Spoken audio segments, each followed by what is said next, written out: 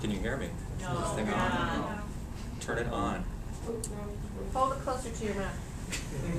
Got it. All right. Well, welcome.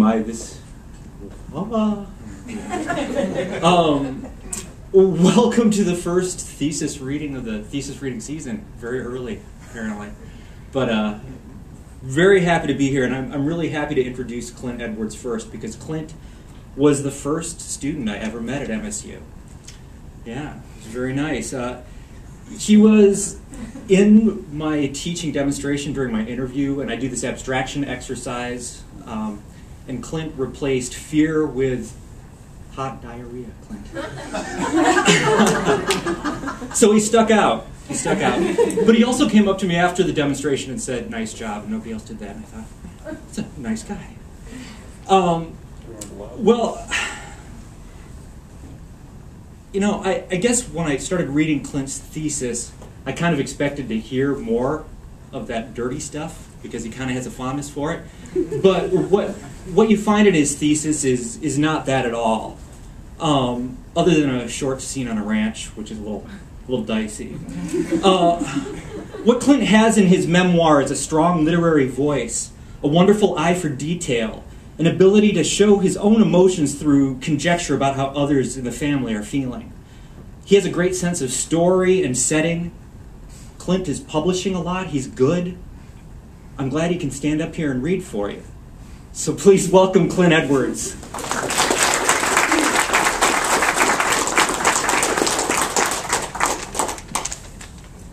You know, there really is a finality to the thesis reading, and so I thought I might take just a moment and give my gratitude to my thesis committee, Jeff and Candace, for their eagerness to work with this project. I'd also like to thank the rest of MSU's creative writing faculty for their support and guidance over the past 2.5 years. And a big thanks to Sarah, Caitlin, Kara, Melody, Rhea, Matt, and Angie for their constructive feedback. I could not have asked for a more creative and talented MFA cohort. And last but not least, I would like to thank my wife, Mel. I once said that I love you more than our children. It was foolish of me to think that I could rank something as intangible as love. Nevertheless, you wisely responded with, "I know." And when I asked if you loved me more than the kids, you said no. Mel, thank you for your honesty. Thank you for reading my drafts. Thank you for putting up with my inability to govern my emotions. Thank you for insisting that I can, and thank you for Tristan and Nora. So, this is stupid. Okay, I'm done. Jeff so wisely said in one of his fiction workshops that I had, although this is nonfiction, but he said that you really should try and read from the heart of your story. What you feel is really kind of speaks for the whole. So that's what I'm going to try and do here. It's a standalone piece. You don't really have to know much other than that it kind of comes towards the end. It's called 18 Months, One Profile of My Father. The Utah County Jail was 30 minutes from Grandma's house. She couldn't drive, so I drove her every Thursday for 18 months to visit her son, my father. The first time we visited, Grandma didn't ask that I turn on my blinker, or slow down, or not drive so damn close to the curb. She didn't speak, her eyes fixed on the highway, leading us from Dad's childhood home to the cell he now lived in. Grandma was 78. She stood 5'2" with straight brown hair and a short round nose, traits she passed down to my father and then to me. Raised in Charleston, a farming community in central Utah, Grandma often spoke of the Great Depression, saying that she survived on Spam, water, and the will of the Lord. In the evenings, she sat in the living room with Cheetos and Sprite and listened to the Book of Mormon on audio. After my parents' divorce, I moved in under 2 conditions. I would attend church, and I would keep my hair short. This was the summer of '98. Each cell block of the Utah County Jail is named after a ski resort, Alta, Snowbird, Solitude, and Sundance. We met Dad in the Solitude corridor. It was stagnant and dry and not what I'd expected. I was 16 and Mormon and didn't understand the distinction between prison and jail. I assumed sweat and sin, anger and remorse would weight the air, but the corridor was clean and church quiet. Dad sat behind plexiglass, arms crossed reverently, while wearing a white crew-collar t-shirt that was visible through the v-neck of an orange jumpsuit. Boyish, heartbreaking freckles spackled his cheekbones and contrasted his small pitted eyes and dark eyebrows. His lips were puckered, monkey-like, because he had no teeth. Dad communicated through a blue telephone with a heavy metal cable. The receiver crackled, flattening his usual chirp to the husky baritone of a longtime smoker. 2 weeks in jail, and his face already showed a mix of fear and boredom, eyes glossy and cold, and at times I couldn't tell if he was looking at us or a reflection in the glass. Gray streaked his black hair, and as we spoke, he licked his palm and dragged it across his scalp. Dad was given an 18-month sentence for driving under the influence with a revoked license, forging prescriptions and insubordination towards a police officer. Later, he missed court dates. These offenses were misdemeanors, but once placed together before a judge, they became felonies. There was one phone, so Grandma and I took turns. "I'm happy you stopped by," Dad said. He asked how I was doing and said he needed a drink. "Not a lot happens in here, and I can't sleep." Grandma and I swapped places, and as she and Dad spoke, I wondered what Dad thought about when he was awake at night in his bunk. Did he think about me or his mother? Did he retrace his steps, wondering how he found himself in an 8x15 cell with 3 other men? Or was his mind as blank as the white cinder block walls that surrounded him? I don't know. But what I do know is that each time we visited Dad, all I could think about was how badly I never wanted to become him. And as Grandma gazed at Dad, saying little, her small hand holding a handkerchief, she must have wondered where she went wrong raising her son. In the fall of '97, Dad's teeth blackened and died. He never told me why, and I assume it had something to do with his Vicodin addiction. Before they could fester, his teeth were pulled. His mouth became a soft, meaty cavity with a lonely tongue. Grandma gave him money for dentures, but Dad spent it on alcohol and Vicodin. Without the reinforcement of teeth, his flesh caved in on the jawbone. Scrambled eggs, Jell-O, oatmeal, and other soft entrees were his diet.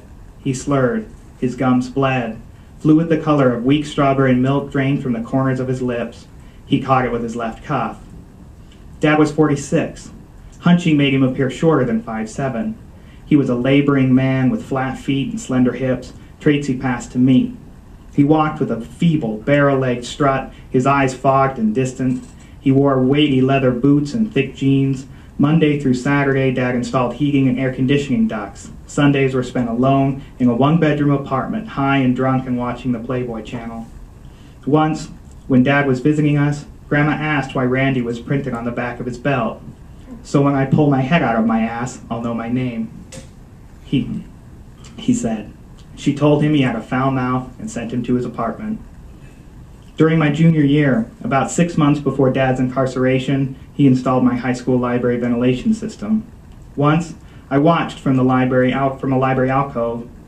I didn't tell him I was there. I just wanted to watch him. Dad lugged a 7-foot aluminum ladder in his right hand with a sloppy right-leaning stride, his weary boot heel scraping the carpet. In his left hand was a small plastic cooler. He leaned the ladder against the wall and sat on the floor. From the cooler, he pulled a flat aluminum can of herring and a Budweiser tucked in a thin blue insulated can liner. He hunched, his sloping shoulders bent forward, a beer between his legs, and gripped chunks of fish with his fingers and chomped them with hard, callous gums. I remember a weight in my gut, heavy and unyielding. I was 16 years old. Dad wore a size 9 shoe, 32-inch waist jeans, and a medium shirt. So did I. His handwriting was sloppy and scrunched, lost somewhere between cursive and standard. So was mine. In so many ways, the two of us were similar. Hair and eye color, love for sweets and hatred for spicy food, irritable stomachs, poor spelling, and so on. As I gazed at this toothless, hunched-over man drinking beer in my high school library, I longed to be nothing like him.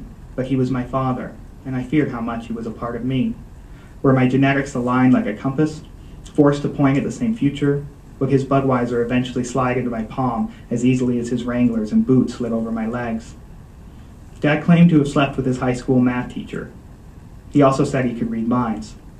When he started smoking at 43, he told Grandma that the doctor advised it, and when he met his 4th wife, he claimed to have once been a professional bronco rider.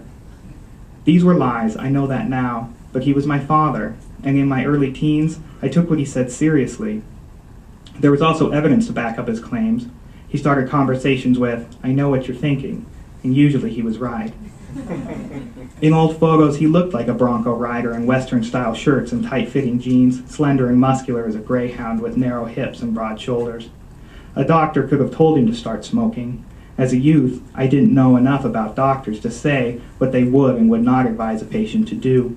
And a romantic relationship with his high school math teacher would explain his ability to compute complicated math problems in his head, like how much heating duct a 1,600 square foot building required. He read like an unreliable narrator, his dialogue hugging the margins between fact and fiction. I wondered if he liked being more than what he was, and I questioned if this was something he began doing at a young age, or something that started later in life. Perhaps he had a moment of clarity and realized that his life was not what he hoped it would be, so he began crafting his own past, hopeful that it would influence the future. Or maybe he told lies for attention, or girls. I don't know what his motivations were, but I know that I had, on occasion, claimed I could play the guitar solo from Van Halen's Eruption, had sex with a lonely 25-year-old cowgirl, and once rode a bull, and sometimes I claimed that Dad lived in Wyoming. I compared my lies with his and wondered if this was something I was predetermined to do. A few months before Dad went to jail, I started asking Grandma for money. He'd been fired for Jameson Heating and Air Conditioning for selling prescription pills to coworkers, but he told Grandma he was innocent, just like he claimed to have never cheated on my mother, taken pills to get high, or driven while intoxicated. There was always a shitty cop with a chip on his shoulder, or an accusation-making son of a bitch that Dad pissed off in high school, or a flirtatious waitress that needed a ride and Dad's good intentions created a misunderstanding. Grandma believed him because she had to. No one felt more obligated to grant Dad the benefit of the doubt.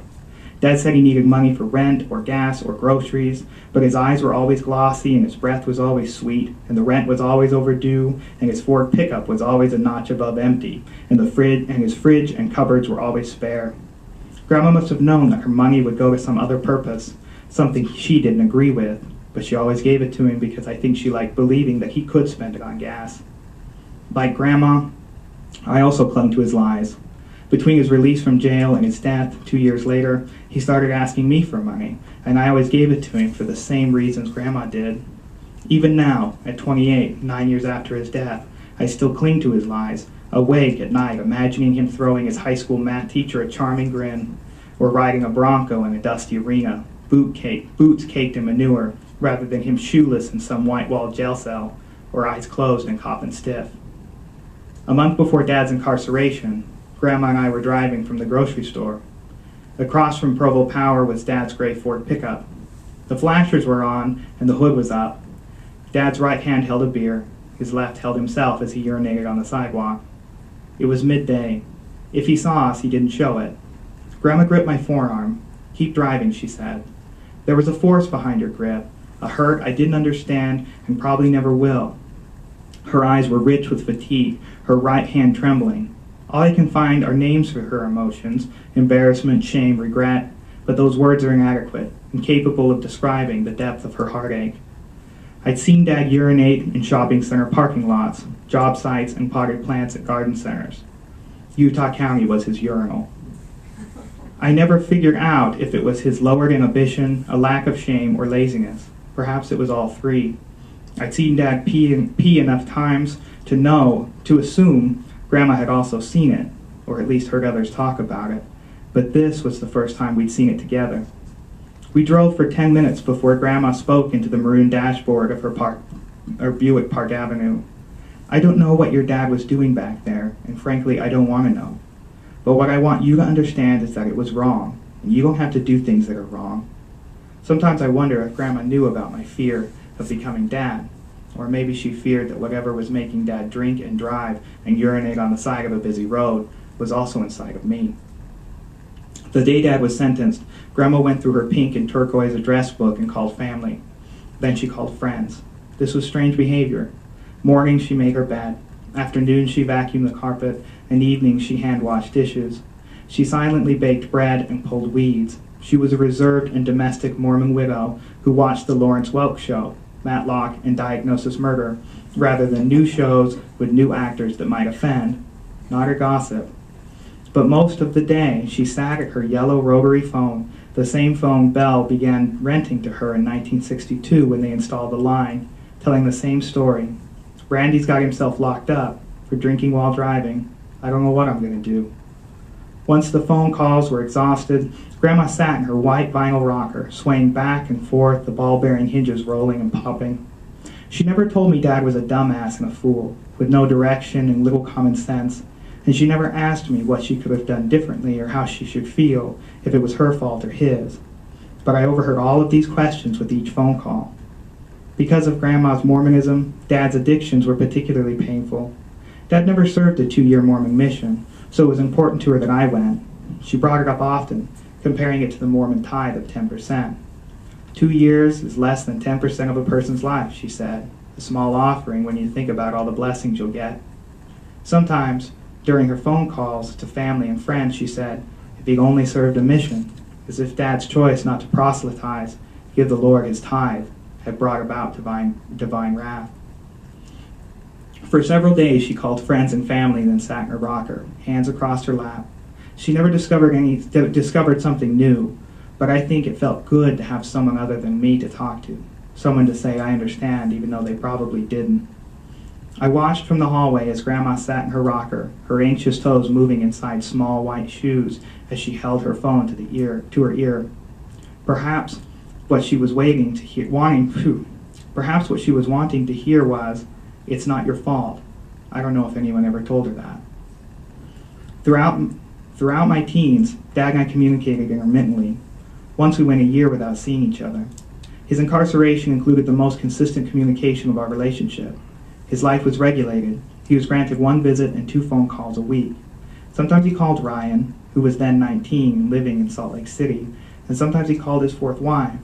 But most of the time he called Grandma and me. I wonder if he called so often because we always answered the phone. The first time he called, his voice was hollow and deep and lonely. He could only talk for 15 minutes, and every 5 minutes an electronic voice interrupted with the remaining time and a reminder of my right to end the conversation. Dad couldn't hear this recording, and he asked me to remind him how much time he had left. Near the end, all that crossed the line were his heavy, sloppy breaths. His silence spoke of regret and remorse, faith and forgiveness, while mine spoke of fear that one day I would be on his end of the line. Our phone call ended with an abrupt click, neither of us saying goodbye. A few moments later, the phone rang again. Grandma picked up. She and Dad shared a different silence, one of memories and past mistakes. Grandma and I thought about Dad a lot during this time. One night after we visited him, Grandma stirred warming milk with a wooden spoon at 2 a.m. She wore a pink nightgown with matching slippers, her hair in a faded green headscarf protecting her perm. I sat at the bar, and she said, "I wish there was something I could do." And what I think she wanted to say was, "I wish there was something I could have done." I drank my warm milk and thought about Dad's infidelity and divorces, his drug addiction and loneliness. I wondered why he had to be this way. Was it nature and not nurture? Was his life predetermined? Neither of us realized it, but we longed for different explanations.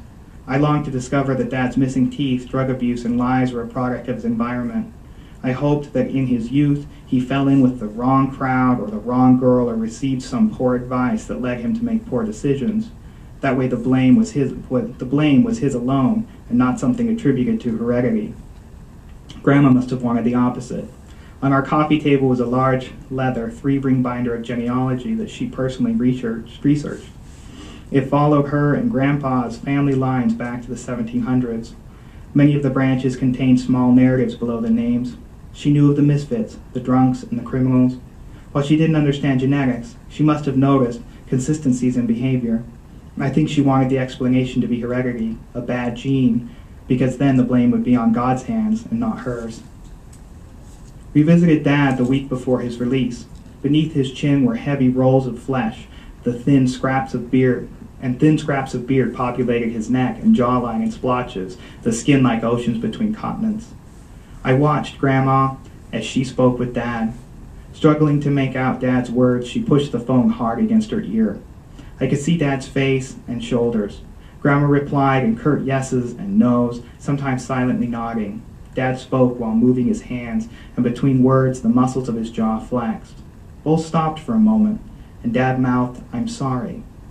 Dad didn't apologize after he cheated on my mother, or after he showed up at my parent-teacher conference unannounced and drunk, or after Grandma confronted him about leaving his faith. But on the other side of the glass, across from Grandma, he apologized again and again. After the third time, both stopped, and in their silence I assumed this was the first time Grandma had heard him apologize. She cried in somber, simple tears that suggested reconciliation and relief. Dad and I spoke next. He rubbed the phone against his palm, hands thin and spider-like, jaw moving from side to side, tongue mindlessly searching for teeth like the muscle of a clam searching for a lost pearl. Everything about him suggested fatigue. His eyes were moist with longing, knuckles white and cracking, shoulders slumped and weary. He didn't tell me what he thought about while alone, or about past mistakes, or bad friends, or poor relationships, or botched surgeries, and I didn't ask. A guard tapped his shoulder and held up 2 fingers, a reminder that we had 2 minutes. Dad dragged a dry tongue across his lips and said, "I don't want to see you in here, ever. You don't have to. You know that. You're the good one. Better than me." The guard gripped him by the bicep and led him through a door behind the glass. 2 years after that last visit, Dad died of a stroke, alone in his apartment. By then, Grandma was being cared for by my aunt. My brother and I were in college, and my mother had remarried. Life had continued despite Dad's addictions. He must have known that it would. But maybe, subconsciously, he also knew that his time was running short, and that this was his last opportunity to make an impact on our lives. I don't know what his intentions were, but what I do know is that after I spoke with Dad, I wanted to run away from him, to be in motion. I wanted to move swiftly towards some other place. And as I drove Grandma home from the Utah County Jail, she cried most of the way, her head leaning against the car door, moisturizer fogging the glass. I asked what was wrong, and she responded with a wave that said, "Keep driving." I drove north on I-15 and exited at Center Street, the road taking us from the cell Dad lived in back to his childhood home. Thank you.